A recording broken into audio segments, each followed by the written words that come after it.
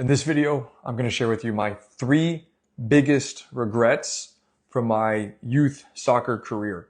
So I went through the entire system from recreational, travel, competitive. I played in the DA, which is what's now known as MLS Next. And I don't have every single answer, but I do have a lot of ideas and thought processes. And when I was sitting there and somebody asked me, like, Kyle, what do you regret from a youth soccer career? So being in America, I played my entire youth soccer career in America. I'm going to give you my 3 biggest regrets. And if you don't know who I am, I'm Kyle Wilson, Kyle C. Wilson Official, the Angry Soccer Guy. And I've had the privilege of training professional players like Luis Nani, who's won a Champions League, training Cauã Bazil, who's the biggest talent coming out of Brazil right now, worth $3.5 million. And I just want to share this with you. I think it's very important, especially for parents that don't really know what to look for, what to do.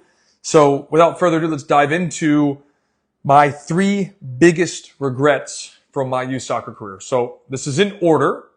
So number 1, assuming that I didn't leave the country, possibly could have, but didn't. So number 1 is not playing against adults between the ages of like 14, 15, 16 years old, specifically 15 and older. That was a huge mistake. And like the jump that I made from playing basically my age group, maybe 1 year up, to then going to college, it was night and day. Because when I walked into college as a 17, 18-year-old, then I'm going against, grown men that are 26. Because I played Division II. Division II rules are slightly different than D1. You can play, there's no age limit, at least at the time there wasn't. And it was a completely eye-opening experience playing against grown men. So had I gotten that earlier, and this is my number 1 regret, by the way, I think it would have changed my game forever. So if I was a 14-year-old playing against grown men or 15 playing against grown men, it didn't have to necessarily be full-time. But getting the opportunity to play against grown men, like, I'll flip it to you this way. I just watched the United States men's national team play Brazil last night, which was a good game, especially from the U.S. perspective. Now, everybody was going nuts over this 17-year-old kid, Endrick, who's now just signed to Real Madrid. He started playing against adults at 15, maybe even 14 in Palmeiras. It's like, is that not just like eye-opening to you? Now, we can't necessarily replicate the same thing here, because we don't have the same pathways and whatnot, but having players young get experience against grown men is huge, because if they're going to make the jump to the next level anyways, like I did, having that experience would only have prepared me way better for the future anyways. Dealing with the pressure, dealing with the physicality, dealing with the aggressiveness, dealing with the rule changes, because like when you play against like adult leagues, it's a 90-minute match, 7 substitutions, the whole game. There's no re-entry and all this BS that happens in youth. And I'm not saying it's BS from a youth perspective, but I'm highlighting that like it doesn't exist in the adult game. Well, that's more aligned with professional. So it's just putting them in the right path. And then obviously there's a huge learning curve that comes with that when you play against adults. Like you got to learn how to play quicker. You got to learn how to play smarter. You got to deal with contact. You got to learn how to deal with contact, right? You got to actually earn playing time. You're not given playing time. Those are things that I think are like undervalued. Okay. So number 2 of my biggest regrets is I lived in an era where the rules were different from FIFA. So when I say the rules were different from FIFA, an American player or any person, doesn't have to be America, but let's say you lived in South America, you lived in North America, you lived in Africa, you can move from that country to Europe. No questions asked. Now it's different. There's a lot more restrictions in place. And I regret tremendously not making the jump. I didn't know at the time. Didn't know. My parents didn't know. We're not athletic. My parents didn't have an athletic background. We didn't know anything. We didn't have any clue. And not taking the jump to Europe as a 12, a 13. And like I went on experiences. Like I went and trialed at Olympique Lyonnais. I went into Brazil at 12. Cool. But I mean, actually go and move to Europe. Or it doesn't even have to be Europe, but a footballing country, right? So it could have been South America. It could have been Europe. It could have been whatever point. But it's like, I regret that tremendously as well, because I look back and I go, dude, we don't have the culture. We don't have the pathways. Like, I'm lucky enough to be here today because my parents found a coach who cares and knew how to develop. If I didn't have that, I wouldn't be here sitting in front of you today providing this kind of commentary. Now, the regret of not going to Europe is I could have been in an environment. I'm not saying that I would have made it, but I would have been in an environment that is conducive for player development. I would have had a better chance to make it and just experience the realities of actual football, not what's given here in pay-to-play America. Like there's just, it's rice and beans at this point, like if that makes sense. So not having that opportunity, I truly regret, because like I had a parent ask me the other day, his kid's playing in Portugal, and he's like, man, did we make the right decision? When should we come back? And I said, bro, I never got to live as a 12, as a 13, as a 14-year-old in Europe, like full time. I did it for a month, like 25 days, 28 days. That's one thing. But I mean, 6 months, 2 years, 3 years, 5 years. Like people always ask me, Kyle, should we move to Europe? I'm like, get the hell out of here. Don't stay here. If you have the possibility to go and join an actual club, I'm not talking about like a residency program unless it's 100% free, but go to a club. And I'm not talking about like Ajax or Real Madrid or Barcelona. I'm talking about be humble, go Division 3, go Division 4, work your way up. That's how it works in Europe for the most part.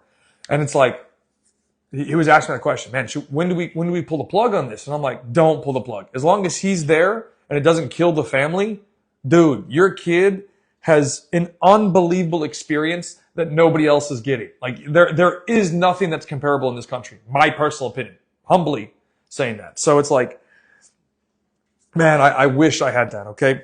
Third one. So context, right? I will say when I was a kid, I was a privileged young American, straight up privileged, right? When I was 13, my parents bought a house, probably $500,000 at the time, right? We had a hot tub. We had 3 stories. I had my own bedroom. I had my own bathroom. It was like living like a professional as like a 13-year-old kid. And I had everything, bro. I mean, just you pick it. I had it. PlayStation, trampoline, my own backyard, all the soccer equipment you could ever want, right? So like I had everything. Where I'm going with this is I had a privileged life. I had a privileged life where mom and dad took care of everything. Okay? Took care of everything.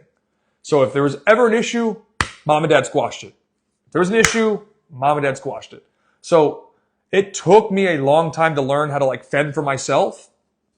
And that, I mean, I think that was probably one of the biggest reasons that I didn't make it, outside of not knowing what to do, not having the pathway. So by pathway, like the steps, the understanding of what it takes, because I didn't have it from my family. But like mentally, I was not strong enough. Mentally, I'm strong enough now. Like if I could take where I'm at now and bring it back 10 years, 15 years, I'd be cool. No problem. But like, it took me a long time to mentally like toughen up to realize that like, first off, life's not fair, bro. Like at all. Like kids today complain, they're like, oh, that's not fair. Yeah, no shit, it's not fair. Life is not fair. Deal with it. And so like having that situation where my parents solved all of my problems, I lived a privileged life. Anything that went wrong, it didn't matter if it was in school, it didn't matter if it was on the field, it didn't matter if it was whatever, dude. Parents solved the whole thing. Every single time. No problem. And that is a huge red flag that needs to be fixed, because I'm sure I'm not the only kid at the time, that lived with privilege. I'm not saying that in a bad way. You can still have privilege, but learn how to fend for yourself. So highlighting, I wish that my parents did not let me, or I should say, solve all of my problems. I wish that, because I'll give you very quick context. Like I speak one language fluently. English. I wish, and what I will do with my kid is they will learn another language first. So let's say I live in America, right? I have a kid. Say it's a boy. First language from home will not be English. My wife is Brazilian. She speaks Portuguese. Probably going to be Portuguese. He's going to learn English through school. Straight up learn English through school. You know how hard that's going to be as a kid when you don't understand other kids? Because I remember when I was, I think, 9 or 10 years old, and I went to France. My parents took us there for a trip. This was like the pre-thing before I went back to France at 13 or whatever. And I'm with all these French kids. I don't speak a lick of French. Nothing. No French. And I had to learn all this stuff, and I'm like listening to them, and you struggle, bro. Like, so I wish my parents put more adversity where I had to face the challenge myself. I wish I had that. because that would have prepared me better for life facing those challenges, right? So like if I came home complaining, mom and dad should have been like, hey, go figure that thing out. Don't come talk to us. Figure it out. If you need help with advice, we'll help you, but we're not solving your problem. Like I remember one time vividly, I think I was like 14, maybe 15 years old.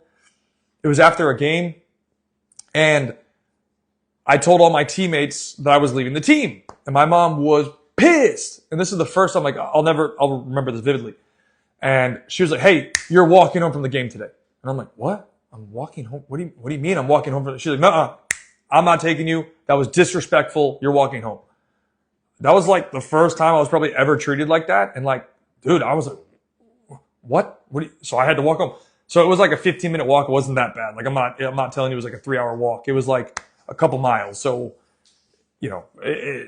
probably 5 miles, not that bad. I probably made it in 15, 30 minutes. I probably ran it in something. But like, I remember that moment vividly. And I remember talking to my parents about it. And they're like, we don't remember that. And I was like, yeah, mom made me walk home. I remember. And it was from Carl Sandburg Middle School. I had to walk home from there.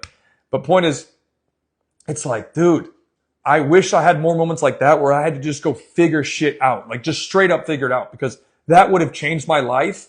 Like I remember going back to Europe as an adult and I was shocked, bro. I was living in France as a semi-professional, getting paid to play, making like 300 to 400 euros a month, food and housing covered and transportation. And I was like, man, I'm living like this. I'm like, yo, I had no Wi-Fi, no television, nothing, like zero. I'm like, this is a first world country and I'm living like this. So I hope that brings like context, right? Those are my 3 biggest regrets, like on a bigger scale from my journey, right? So from my life, what I had to go through from pay to play America as a child all the way up to 18 years old, because I went through the whole system, 3 biggest regrets. So I'll just quickly recap them. Number 1, not playing against adults, 14, 15, 16 years old. Huge regret. That's my number 1. Number 2 is not taking the risk as a family to actually move to Europe. We had the resources. We could have done it. We didn't have a pathway. We didn't know. Huge mistake. That was number 2. And then number 3 is living a privileged life where my mom and dad solved all of my problems. 3 biggest regrets.